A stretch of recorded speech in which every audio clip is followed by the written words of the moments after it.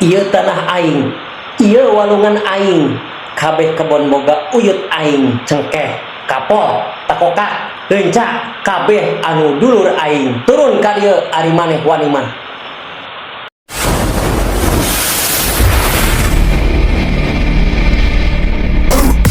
Halo Fuller yang budiman, kumaha kabarnya? Kali ini saya akan review film-film khusus untuk kalian. Jika nonton tapi nggak mau ke bioskop, kalian harus bayar. Wadaw. Tinggal duduk temani dan...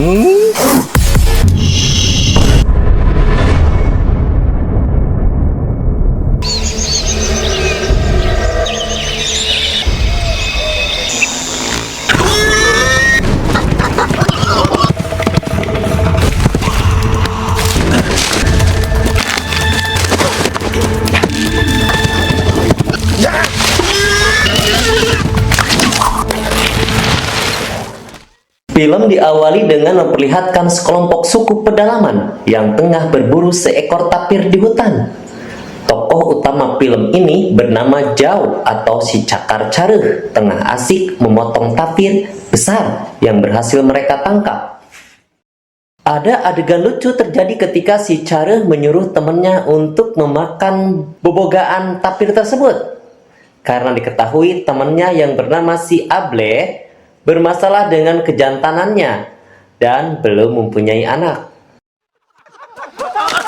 Mengetahui dirinya di prank oleh si Careuh, dengan jengkel si Able menyerang, tapi dipisahkan oleh ayah si Careuh yang kebetulan saat itu ikut berburu.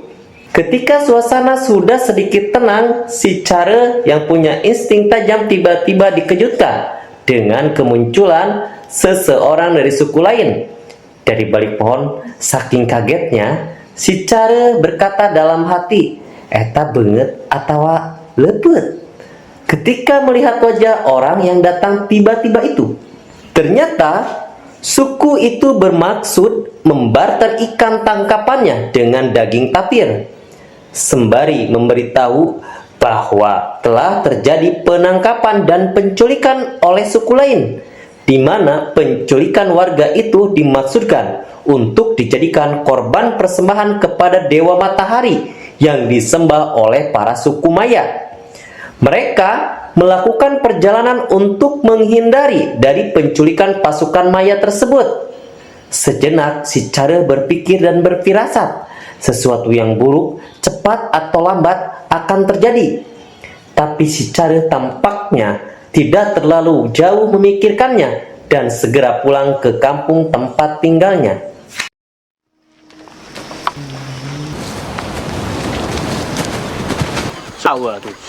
Tibalah Careuh di kampung kediamannya. Tampak mereka disambut dengan gembira. Careuh mempunyai seorang istri yang sedang hamil tua. Dia mempunyai seorang anak yang berusia sekitar 3 tahunan bernama Kura-Kura.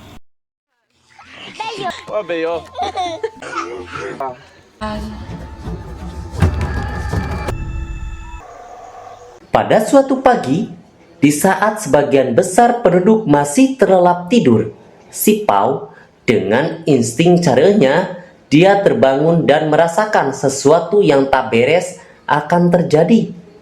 Benar saja, tak lama kemudian, dengan tiba-tiba muncullah segerombolan pasukan suku pemburu manusia datang ke pemukiman.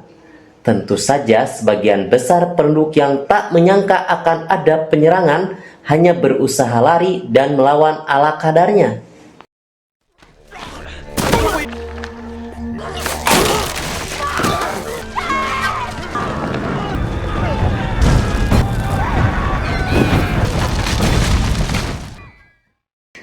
Untungnya, si Pau berhasil menyelamatkan istri dan putranya dengan menyembunyikan mereka di sebuah lubang besar di bawah tanah.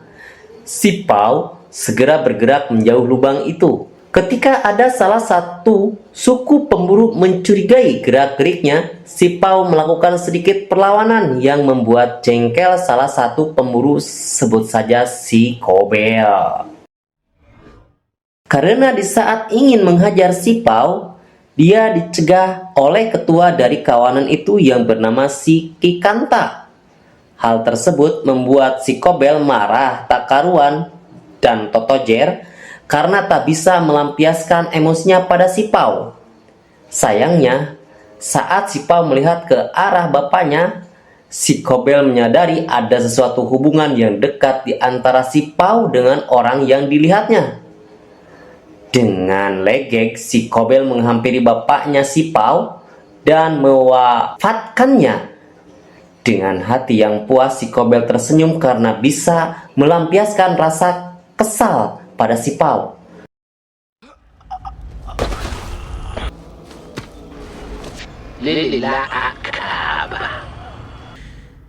Penyerangan ini membuat sebagian besar anggota suku terbunuh, dan ada beberapa orang termasuk si Care ditawan dan dibawa untuk acara persembahan kepada Dewa Matahari.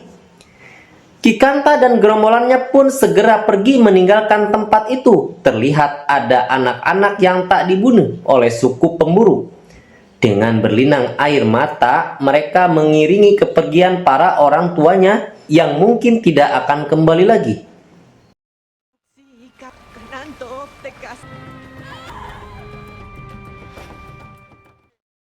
Di tengah perjalanan, ada salah satu kawan si Pau yang terluka parah ketika tiba di sebuah jurang. Dengan teganya si Kobel memutus tali pengikat tubuh yang membuat kawan si Pau terjun bebas masuk jurang. Hal tersebut diketahui Ki Kanta dan itu membuatnya tidak senang dengan perilaku si Kobel.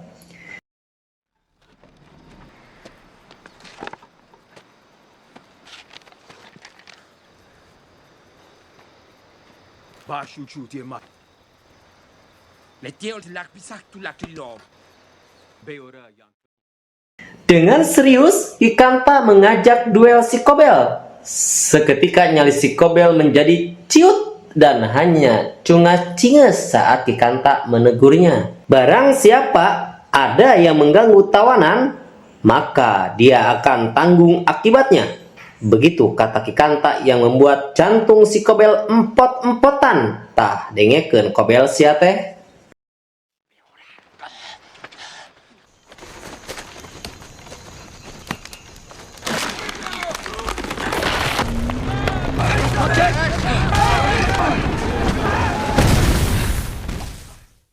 Ketika para tawanan tiba di kota Mayang, mereka menjumpai hutan-hutan yang hancur serta mengalami gagal panen jagung. Tampak pula desa-desa yang hancur karena adanya wabah penyakit yang masih belum diketahui. Tampak ada seorang gadis kecil yang masih hidup tapi sepertinya sudah terinfeksi penyakit dan membuat orang-orang tidak mau mendekati gadis itu. Dengan tatapan yang aneh dan bikin merinding, dia melihat ke arah si Pau. Gadis itu tersebut meramal kematian Ki Kanta dan kehancuran dunia maya.